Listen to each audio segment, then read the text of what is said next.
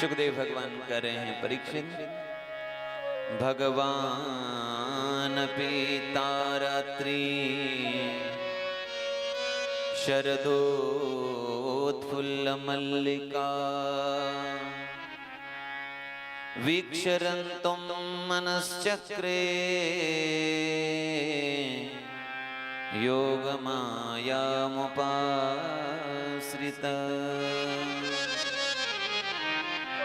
भगवान अपि तारात्रि,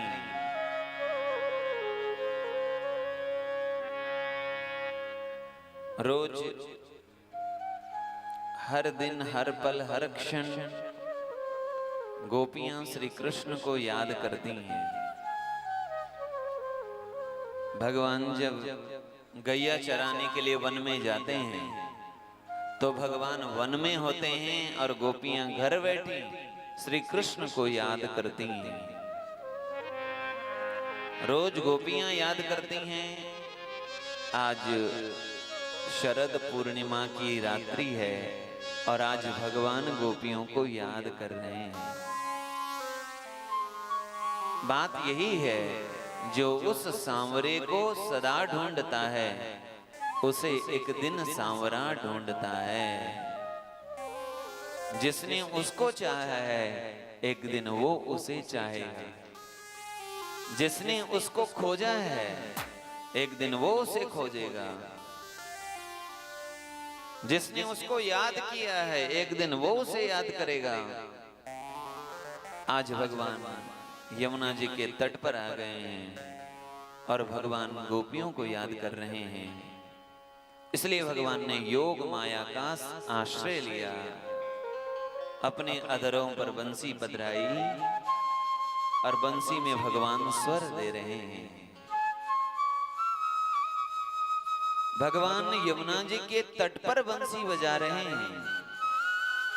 घर बैठी गोपियों को बंसी के स्वर सुनाई पड़ रहे हैं और हर गोपी को ऐसा लग रहा है कि भगवान बंसी में मेरा नाम लेकर के मुझे ही बुला रहे हैं।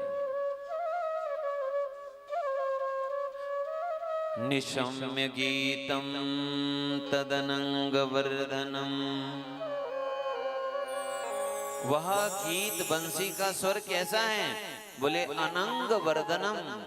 अनंग कहते हैं काम को, प्रेम को, मिलन की इच्छा को, काम को, मिलन की इच्छा को बढ़ाने वाला वह गीत, वह स्वर। जैसे गोपियों ने सुना, गृहीत मानसा, गोपियों का चित्त ही मानो उस गीत ने ग्रहण कर लिया। चित्त श्री कृष्ण के पास चला गया।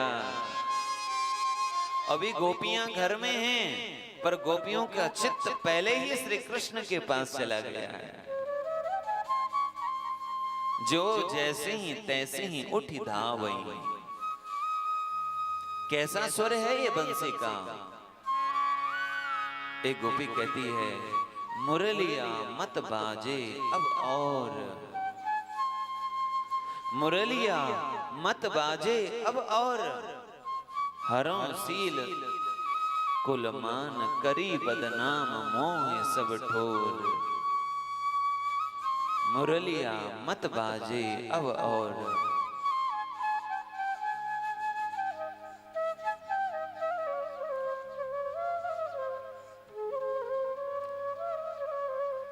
गोपियां जो कार्य कर रही थी वह कार्य छोड़ करके दौड़ के जा रही हैं। प्राय माताओं का स्वभाव है कि जब भी कहीं जाती हैं तो अकेली जाने की अपेक्षा दो चारों को साथ में लेके चलती हैं। और वो भी यदि कहीं सबको जाना हो तो कहेंगे साथ चलना, तो साथ का विशेष ध्यान रहता है। पर आज गोपियों को किसी के साथ की सुध नहीं है। पड़ोस वाली गोपी जा रही है या नहीं जा रही इसकी सुध नहीं है, अकेले जा रही है। एक और कि पड़ोसी वाली गोपी ने कौन से कपड़े पहने हैं, उसने जैसे पहने उससे मैं और अच्छा पहनूंगी, वो जैसा कर रही है मैं उससे और ज्यादा अच्छा करूंगी, ऐसा भी भाव मन में नहीं है। एक दूसरे को देखने का ही समय नहीं है। एक गोपी गाय दो रही हैं, दोहन्त्यः अभिययुक्ताश्चित्, दोहन कर रही थी।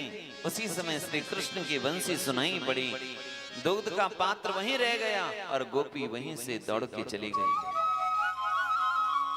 एक गोपी अभी दोह करके अपने दोहन के पात्र को, दूध को घर की ओर ले जा रही थी।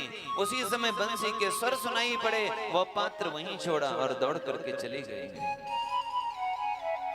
एक गोपी श्रृंगार कर रही थी, लिम्पन्त्यः प्रमृजन्त्योन्या, लेपन कर रहे थे। लेपन माने क्या होता है?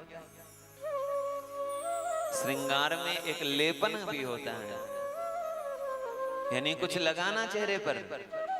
लिम्पन्त्यः मन लेपन कर रही है, परिमृजन्त्यः परिमार्जन कर रही है, अपने केस ठीक कर रही है।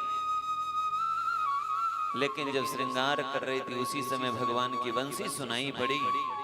श्रृंगार उल्टा हो गया, क्योंकि मन तो पहले ही जा चुका है। अब जब मन अपने पास नहीं है तो श्रृंगार कर रही है। कैसे श्रृंगार कर रही है? बोले जो चीज जहां लगानी थी वहां नहीं लगी। काजल कहां लगाया जाता है? नेत्रों में।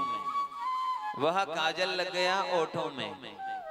ओठों में जो लगाई जाती है लाल लाल, वो लग गया नेत्रों में। व्यत्यस्त वस्त्राभरणा, वस्त्र भी उल्टे सीधे पहन लिए और गोपी दौड़ करके जा रही। इसका मतलब क्या है? इसका मतलब यह है कि भगवान के द्वार में जाने के लिए, भगवान की प्राप्ति के लिए हमारा बाहर का श्रृंगार मायने नहीं रखता। बाहर की सजावट, दिखावट, बनावट मायने नहीं रखती। भगवान हमारा शरीर नहीं देखते हैं, भगवान हमारा श्रृंगार नहीं देखते हैं, भगवान हमारा सौंदर्य नहीं देखते हैं, भगवान हमारे कपड़े नहीं देखते हैं, तो भगवान हमारा भाव देखते हैं। खीर में नौन, दाल में शक्कर, मक्खन में मिर्चाई, और गौ को साग ससुर को भूसा, ऐसी मति बौराई।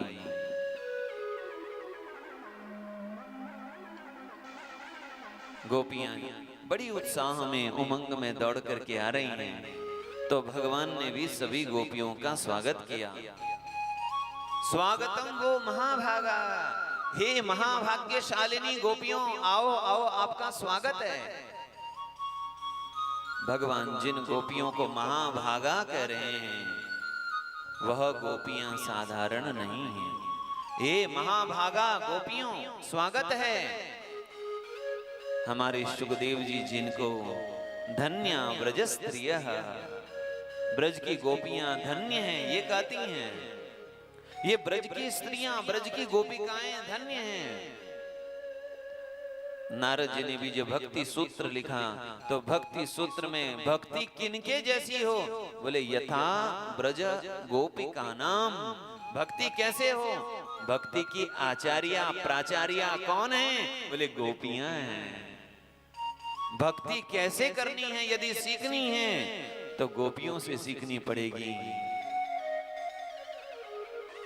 क्योंकि भक्ति ऐसे हो जैसे गोपियों ने की है। ये गोपियां कोई साधारण नहीं हैं। तो कौन है ये? तो जब हमारे राम जी दंडकारण्य में थे ना, राम जी के साथ जानकी जी भी थी, लक्ष्मण जी भी थे। दंडकारण्य के ऋषि मुनियों ने देखा, आहा धन्य है जानकी जी, धन्य है लखनलाल जी, जिनको भगवान की सन्निधि मिली है। और इधर उधर झांकना ताकना, आप लोग ये करो। हम पहाड़ों में लिखा रहता है नजर हटी, नजर हटी, हाँ, तो इधर उधर झांकिए ताकिए मत। पूरे जीवन भर हम लोगों ने यही किया। पड़ोसी क्या कर रहा होगा अपने घर की उतनी चिंता नहीं है कि मुझे अपने घर को कैसे अच्छा बनाना है, इसकी चिंता नहीं है। पर उस पड़ोसी के घर में लड़ाई तो नहीं हो रही है, कान वहां लगे हुए हैं। इसके घर में क्या हो रहा है, उसके घर में। जीवन में ताका झांकी छोड़िए।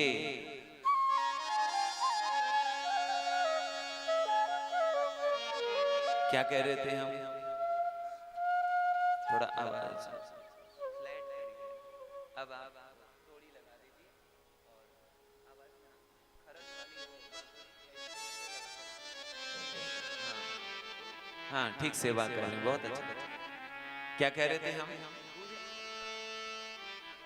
दंडकारण्य। हाँ बता दिया करें, हम भूल जाते हैं। दंडकारण्य में दंडकारण्य के ऋषि मुनि, आहा कैसा सौभाग्य जानकी जी को मिला है, ठाकुर जी की सेवा इनको मिली है। दंडकारण्य के ऋषि मुनि ने राम जी से कहा, प्रभु आप ऐसी कृपा करिए कि हमें भी आपकी अंतरंग सेवा मिले। राम जी ने कहा, इस समय तो नहीं, पर जब मैं कृष्ण अवतार लूंगा तब आपका मनोरथ अवश्य पूरा होगा।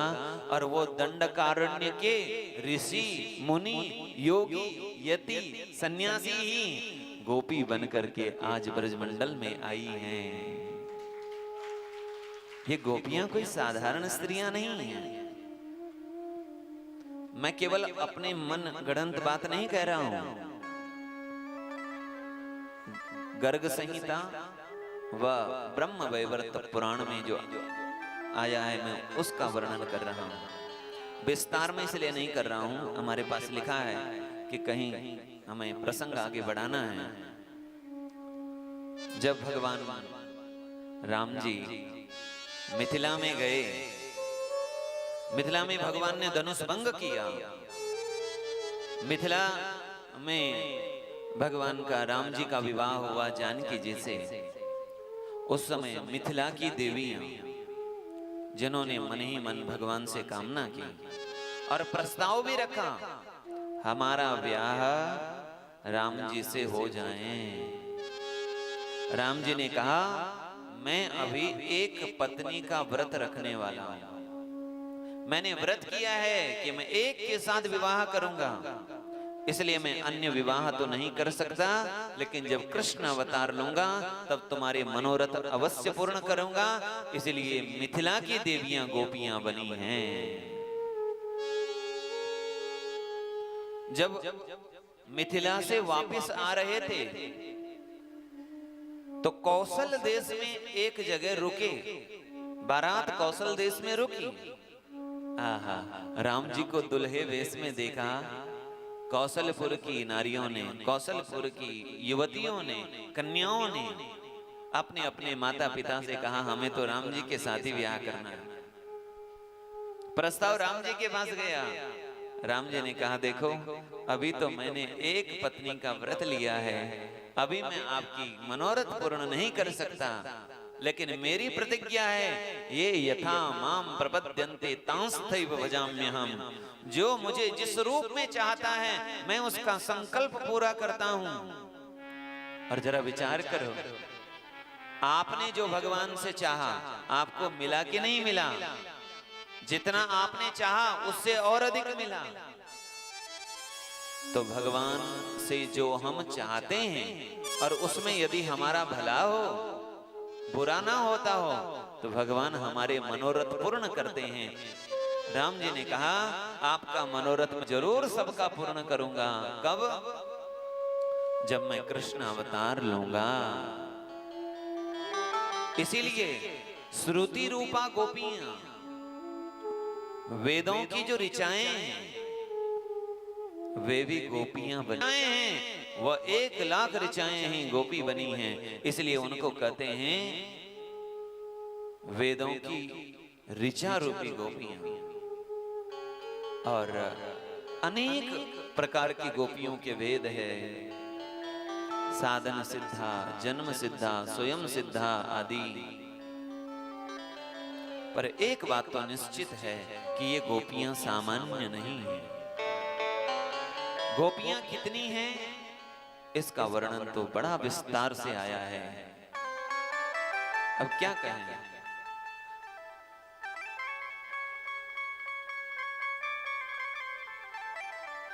केवल 9 लाख, जिनमें मेरी गिनती के अनुसार एक यूथ में 10 करोड़ गोपियां हैं। और ऐसे कितने हैं? बोले 10 यूथ है, कहीं 100 यूथ भी आए हैं। इतनी गोपियों का यूथ मने समूह है। इतनी गोपियों में महारास में आने का निमंत्रण या महारास में प्रवेश के लिए भगवान ने केवल 9 लाख गोपियों को आमंत्रित किया है। केवल 9 लाख गोपियां आई हैं जिनके साथ भगवान ने विहार किया है। यहां भागवत जी में विस्तार से नहीं आया, लेकिन ब्रह्मवैवर्त पुराण में तो आया है कि यह महारास 6 महीने तक चली, दीर्घ काल तक चली। और इस महारास के बीच में अनेक घटनाएं भी हुई। कहां तक कहें, अभी आगे आएगा। जब गोपियों को अभिमान होता है और भगवान गोपियों को छोड़ करके चले जाते हैं, गोपियां बिलक बिलक कर रोने लगती हैं। तब हमारे ठाकुर जी राधा रानी को लेकर के चले गए।